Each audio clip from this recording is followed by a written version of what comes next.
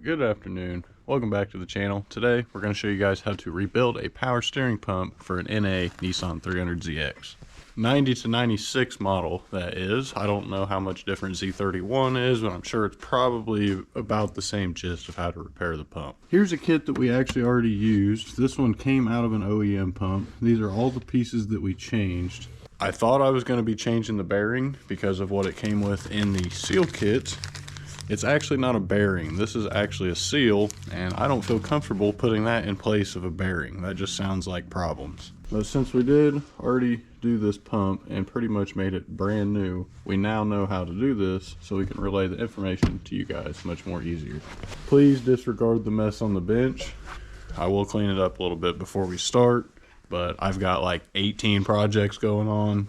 Believe it or not, I know where all of them bolts and nuts go, so we'll get that cleaned up a little bit for your guys' viewing pleasure. Now, I actually bought this kit off of Rock Auto. This brand is the one I went with. Here's some part numbers if you guys need any referencing. I always select 1992 when it comes to Nissan 300ZX, so that way they don't get it confused at the 1990 with the Z31 model, you know, just because production numbers and stuff, they get confusing. So I always pick 1992, and this is what we got. Probably like 15 bucks, if that. So, like I said previously, this thick seal we will not be using. There should be a bearing replaced. We don't have a press on hand. We should have one by the summer. So if it comes down to it and we can find a real kit with a bearing, we'll show you guys how to rebuild this full power steering pump. But for now, this is just seals. So you can get your leaky power steering pump like this grimy, nasty, disgusting one and be a nice power steering pump like this. This is the perfect time for you guys to go ahead and clean it while it's all apart and off. I will say an impact will make your life way easier. If not, you're going to be at the mercy of using a vise to remove a couple of these bolts and stuff to keep the thing from spinning as you do so. Go ahead, take your packet, open it up, expose all of your seals and stuff that you need to use. You will want a little bit of Dex 3 ATF fluid just to lube up some of this stuff as you put it back in. You never want to install O-rings dry, so that way you don't pinch them and they can do their actual job as sealing. 14 mil, 12 mil, and a pick. That's probably about all you're going to need here, other than your vise, that is. You also will need a 19 mil for your pulley side, but that's not entirely needed as the bearing's not coming out, so you don't really need to change that snap ring. Alright, so let's take our new unit and swap it for the old leaky power steering pump. Now we have everything ready. Let's go ahead, maybe see if we can get this hose off. Take your 14 mil, crack all these loose, pull all the bolts out. Take all your bolts, set them to the side. I don't think there's any bolts in here that you will really get mixed up. Once you crack that loose, odds are it's separated a little bit. You can see through the two housings there. Now pull this unit out, just wiggle it back and forth, and this can only go in one way. Slide that out, and this is actually your pump assembly. As you can see right there, someone has been using the wrong power steering fluid inside of this pump, and odds are that is why we are here to repair it. Someone used actual power steering fluid instead of Dextron 3. This is your big O-ring. This thing, actually, you guys won't be able to see it, but this thing is mushroomed to all get out, and it's very hard, and look, it's just brittle. That thing isn't doing a good job. Part of that is because the wrong fluid has been used. You can go ahead, take your gasket off. So there's also a little O-ring. Sometimes it'll stay here inside this pump housing, and right here it's actually down here on the shaft. Pry that up and pull it off. That dude is way brittle too. Just literally disintegrated. I like to wipe off the surface just to make sure nothing bad is going back in. Now before we start putting stuff on again, take a 12 mil and crack these two loose over here for this elbow. You have one O-ring behind this elbow that's actually holding all this together. And my impact won't fit, so we do this. Just like that, we loosen the bolt. Same for the side. If you don't have an impact, use your palm for impact. Now take the elbow, bend it downwards, and that'll just pop right off. Good time to clean this thing before you set it back down. You guys see that O-ring in there? You can take your pick and dig that out. Your biggest, thinnest O-ring will be the one that goes right there. Well, this may take me a minute. I got to figure out a good way to tackle this without damaging the housing, because you don't want to scratch it and gouge it real badly, because then your new seal will not seal. Oh yeah, we just had success. So what we did, we put the corner in to cut the O-ring, and then we came in from the other side to dig it up so we can actually pull one side out, and that is how we just removed that O-ring. Now the next step, if you want to clean this thing up nicely, is to grab your 19 mil and remove your pulley. The best way of doing this for me is to grab your extension and your ratchet, put a 14 mil in here on one of your bracket bolts, and then you bring your impact in while holding the bracket and the ratchet and pop it loose. Pull your nuts and your lock washer, and your pulley should slide right off. Perfect time to clean this up. If you got a bunch of grease down here, use a pick to get it, and then come back with a rag to clean it out. Now with that front cover off, you can see how nasty this thing is. But there is a little snap ring right there that you can remove. We're gonna do that, clean everything out, and then swap the snap ring or use the original one. There's also these two 14 mils. You can take them off to get better access to clean right back here in between the bracket and the pump where all the grime usually collects.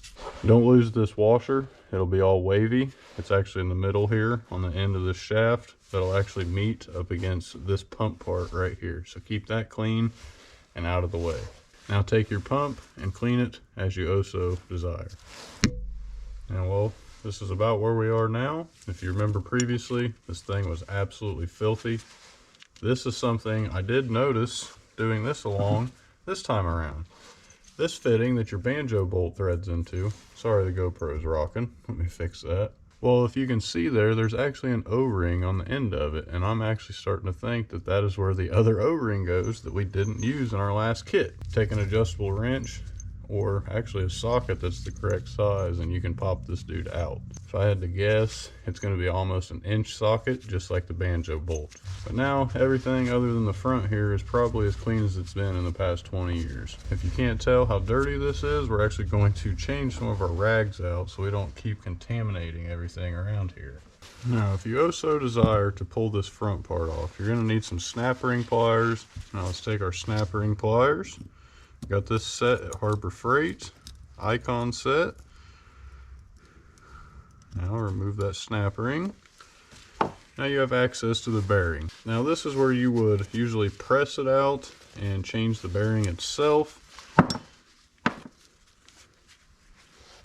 Yeah, don't drop your piston and spring like I just did.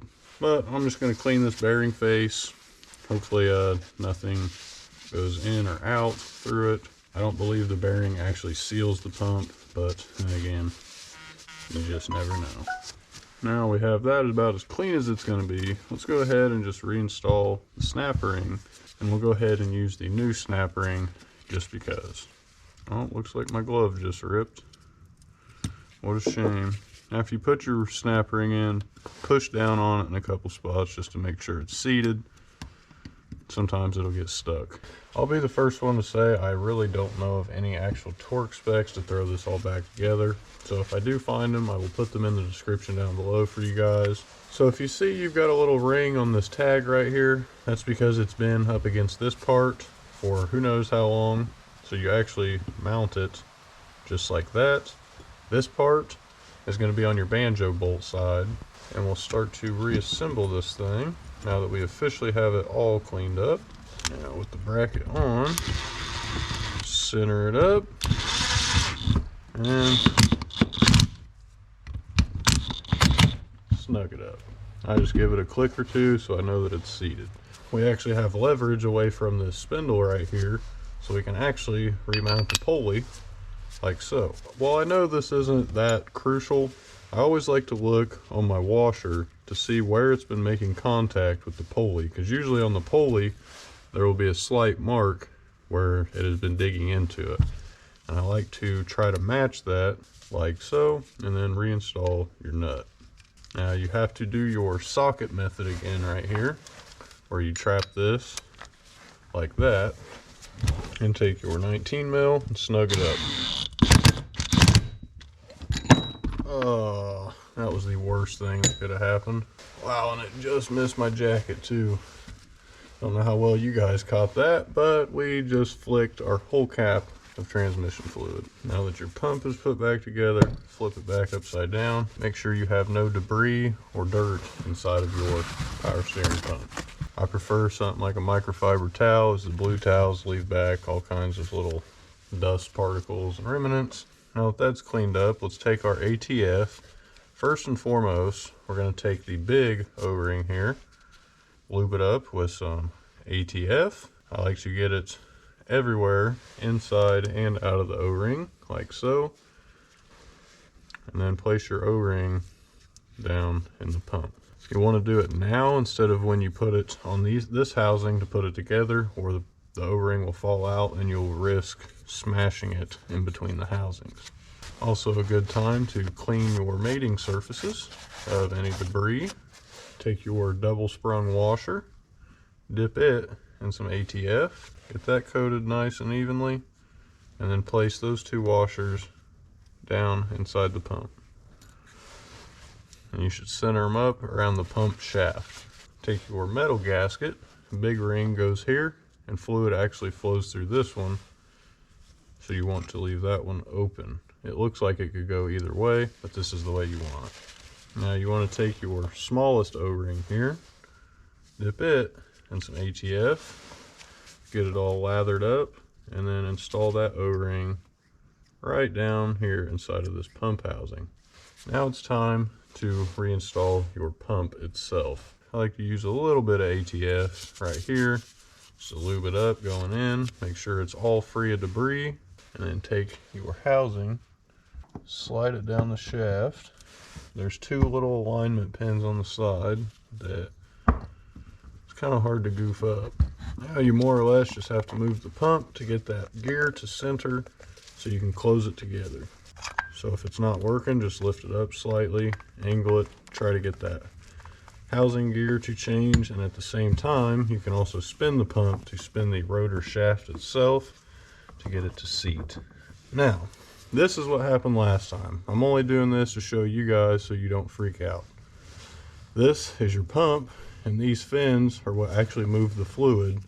So if you see each of these little fins in here, one way to do it, you can take a magnet, pick them fins up, and if you look at them, they will actually have a rounded side on one edge. That edge, when you go to put it back in, will face towards the outside of your housing. Because that roundness is what is pulling out and spinning as this spins in that elongated part, so that way you can scrape the fluid and pull it around. Now what we have to do is take each of these and reinstall them down in the pump down here below, or at least the rotor, not the pump. Because after we replace them here in this rotor, or the piece that spins, it should stick to this enough that we can sit it down where we want it and place all these where we need them. This part is the little tedious part. Just take your time and you will be fine. Because this thing, since it's not connected here, when you try to put this back, it wanders, and that is why it doesn't just go straight in. So that's why we have to do this here. And the fluid actually makes them stick pretty evenly, so that way they don't even fall. So you can just pick them up, transfer them over. I always place it from the center, like that. Since there's that little round part, it's easier to get it started inside of that rotor. Your magnet tool will be perfect for this if this does happen, so don't worry that much. And that fluid is making it stick to the pump so strongly that I couldn't even pick it up with the magnet. That's crazy. So say if this happens to you, take your rotor with all of your fins, get them even, and then place them down here inside of the pump. So now that we have that done, that was a little more extreme than my case last time. Take your microfiber towel, clean up your other side of the housing, I'm actually just going to drop a little bit of ATF in here just to replace all of that power steering fluid that was in, so we can get our fins nice and lubed up. So we should have no issue with this priming when it comes down to it. Get this little return over here, and you can center both of these dowels to install your housing. And you'll just press it down to seat it, because if you remember when we took it apart, it kind of sprung outwards. Now take all 4 of your bolts, which I haven't cleaned up yet, and reinstall. Now you can go ahead and snug all these back up. Once again, I don't have a torque spec. If I find one, check the description. Do like a cross pattern here where you cross. And don't be like me the first time and get your glove caught in between the housings and pinch it off. And don't worry if your paint comes off your bolts. Looks like Nissan actually just painted this thing as a full unit. I think it kind of looks better with the coating off of all the bolts. Now we can flip this bad boy on its side. If you got any accumulated fluid here, just go ahead, soak that up, and clean it up. Now that our elbow's clean, we've got our skinny, biggest O-ring here. Let's give it some ATF. This will definitely help it make the seal here, but it also makes it stick for when you're trying to install this. So while making sure this surface is clean, go ahead, wipe off both accordingly, and then you can reinstall your elbow. Your elbow will point away from the pulley. Now seat those without pinching your O-ring, and snug it up. I just do it nice and snug. If I had to guess, these are probably like 12 to 15 foot-pounds. Now we've done everything else to rebuild the pump. Let's see what we can figure out here about this seal and potentially changing that. Yep, I'm gonna have to say that is the seal. I'm sorry I didn't show this part. I guess I didn't really anticipate it. Mine was just loose. So that happens sometimes when you go to remove the banjo bolt itself. Now let's work this dude off. Give it a good spray with some brake cleaner so we know there's no debris or anything going back in.